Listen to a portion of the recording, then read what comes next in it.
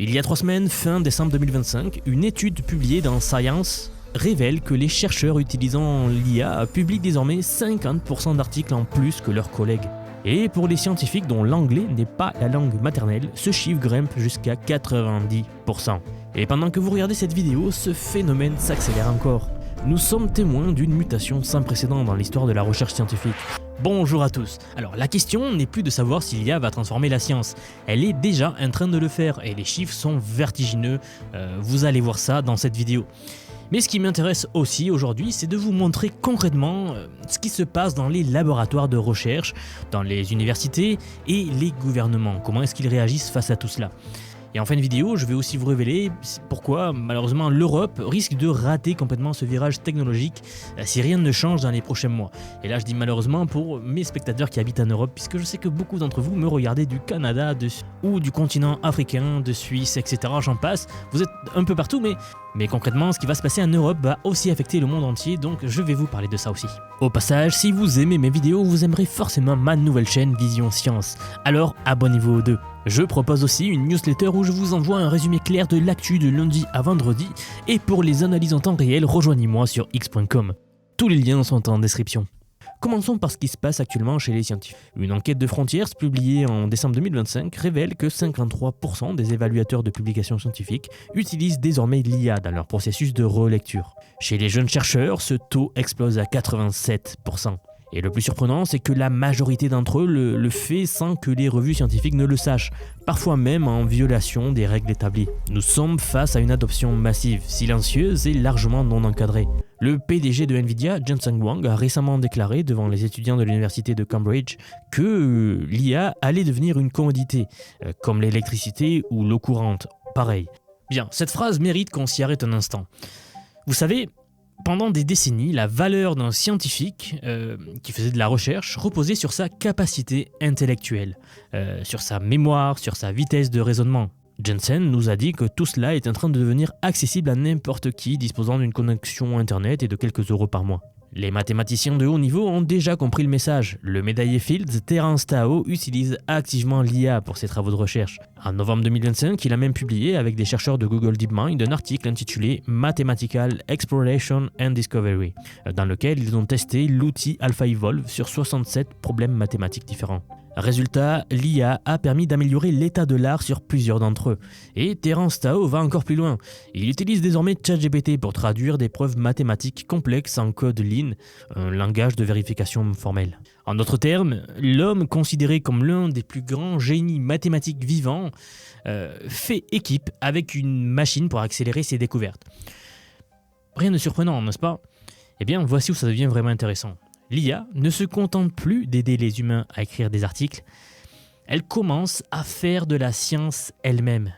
Google DeepMind a sorti en 2025 AlphaGenome, un modèle capable d'analyser jusqu'à 1 million de lettres d'ADN d'un seul coup, et de prédire comment les mutations génétiques affectent l'expression des gènes. Ce modèle a surpassé 24 des 26 autres outils existants pour prédire l'effet des variants génétiques sur la régulation des gènes. Nous parlons de décoder les 98% du génome humain, que nous appelions autrefois l'ADN poubelle, et qui s'avère en réalité le centre de contrôle de notre biologie.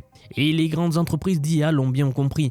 Anthropic, le créateur de Claude, a lancé en octobre 2025 Claude for Life Science, un outil spécialisé justement pour les chercheurs en sciences de la vie.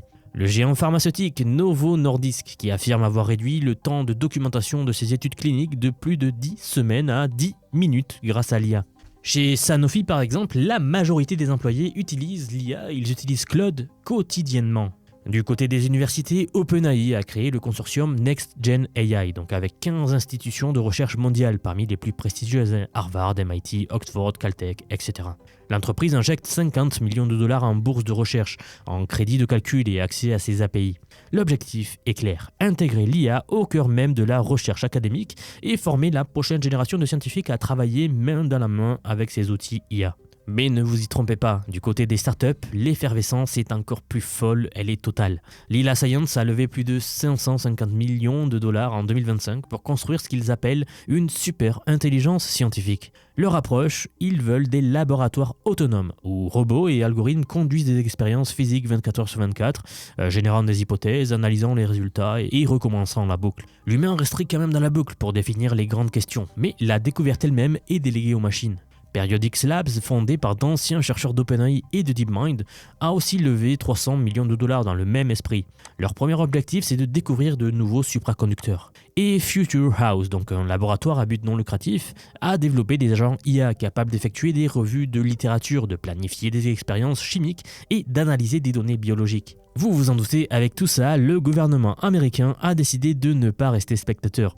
En novembre 2025, le département de l'énergie a lancé la Genesis Mission, un programme national d'une ambition comparable au projet Manhattan ou à la mission Apollo 1. L'objectif, c'est de doubler la productivité de la recherche scientifique américaine en une décennie grâce à l'IA. Le programme mobilise les 17 laboratoires nationaux du département de l'énergie, c'est-à-dire environ 40 000 scientifiques et ingénieurs en partenariat avec les industries et l'université.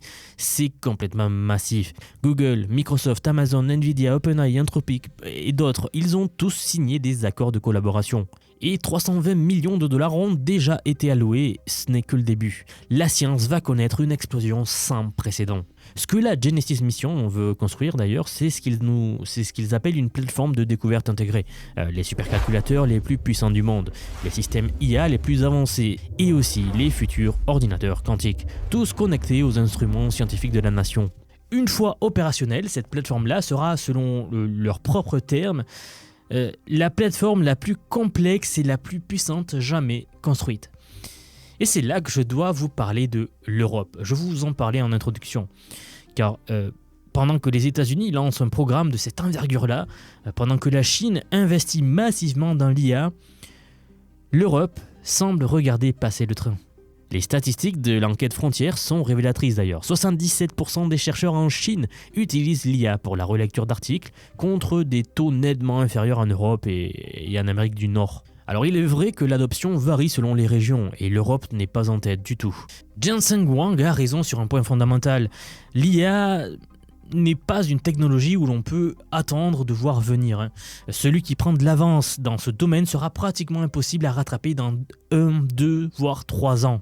Je le vois au quotidien d'ailleurs. Les effets sont cumulatifs. Les modèles s'améliorent en générant des données qui permettent de créer de meilleurs modèles. Les découvertes scientifiques accélèrent d'autres découvertes. C'est une course exponentielle et non pas linéaire. Il y a bien sûr des voix qui s'élèvent pour tempérer l'enthousiasme. L'étude de Cornell, qui a montré l'augmentation de productivité de 50%, a également révélé un problème. Beaucoup d'articles qui ont été touchés par l'IA manquent de substance scientifique réelle d'après lui. Et l'écart se creuse entre des textes bien écrits et des contributions significatives à la connaissance. Les évaluateurs ont de plus en plus de mal à distinguer le vrai du faux. Le MIT Technology Review a d'ailleurs publié un article sur ce qu'ils appellent la grande correction du battage médiatique de l'IA en 2025. À la sortie de GPT-5, certains ont été déçus de constater que le modèle ne révolutionnait pas tout du jour au lendemain, comme on nous l'avait promis d'ailleurs. Mais attention à ne pas confondre des attentes irréalistes avec un ralentissement réel. L'IA continue de progresser, simplement pas au rythme des annonces marketing les plus optimistes. Je pense notamment à celle faite par Sam Altman de OpenAI. Ce qui est certain, c'est que le paysage de la recherche scientifique en 2028 ou 2030 ne ressemblera en rien à celui que nous connaissons aujourd'hui. Les tâches actuellement effectuées par des étudiants et des post-doctorants seront en grande partie automatisées. Les domaines les plus dépendants du code et des mathématiques seront transformés les premiers. La physique théorique, les mathématiques, la bioinformatique sont en première ligne. La question n'est plus de savoir si cette transformation aura lieu, mais qui sera aux commandes quand elle se produira. Les États-Unis ont clairement décidé de mener la danse avec le Genesis Mission. La Chine poursuit sa propre stratégie avec des investissements colossaux aussi. Et l'Europe, malheureusement, je le regrette, débat de régulation, pendant que d'autres construisent les infrastructures du futur. Je fais partie de ceux qui pensent que l'Europe devrait accélérer le développement de l'IA et non pas le freiner comme elle le fait. Si vous êtes chercheur, ingénieur ou simplement curieux de ce qu'il se passe, une chose est claire. Ignorer cette révolution, ce n'est plus une option. Quoi qu'il en soit, ceux qui maîtriseront ces outils seront les scientifiques de demain. Et ceux qui les ignorent risquent de se retrouver sur le banc de touche d'une partie qui se joue devant eux.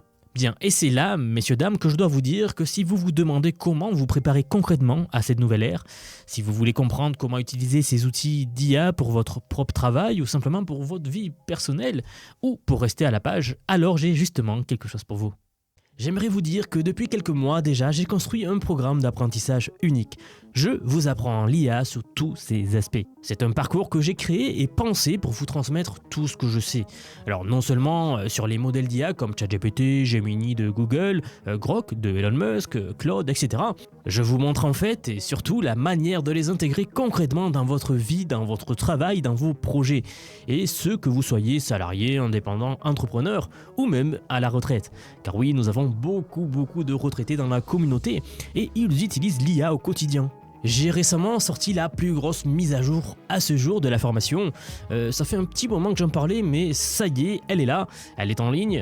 C'est un module entièrement dédié à l'automatisation par IA, donc en utilisant N8N. Autrement dit, la création d'agents IA, donc des espèces de salariés virtuels qui vont travailler pour vous et tout faire pour vous. En somme, vous faire gagner des heures et des heures et des heures. Vous êtes déjà plus de 6 à 7 000 à avoir rejoint ce programme, donc merci pour tout ce soutien. Et enfin, sachez qu'il n'y a pas besoin d'être développeur, pas besoin d'avoir un profil technique. Je vous prends par la main et pas à pas, avec des leçons vidéo claires, des cas concrets pratiques, on voit tout ce qui touche à l'IA. Dernier point, mais pas des moindres bien sûr, si vous nous rejoignez aujourd'hui, vous aurez accès à toutes les évolutions du futur. Sans surcoût, accès illimité à vie à tout ce que je veux vous apprendre. Donc aujourd'hui, c'est un paiement unique, ce n'est pas un paiement mensuel, c'est juste un paiement unique et vous aurez accès à vie à toutes les mises à jour que je vais faire en permanence et que je fais en ce moment même d'ailleurs. Donc si cela vous intéresse, vous avez les liens en dessous de la vidéo, donc soit en description, soit en commentaire épinglé pour nous rejoindre. Dans tous les cas, moi je serai très heureux de vous accueillir dans le programme Vision IA. Si vous êtes encore là, merci d'avoir regardé cette vidéo jusqu'au bout et je vous dis à très vite pour la prochaine vidéo. À bientôt.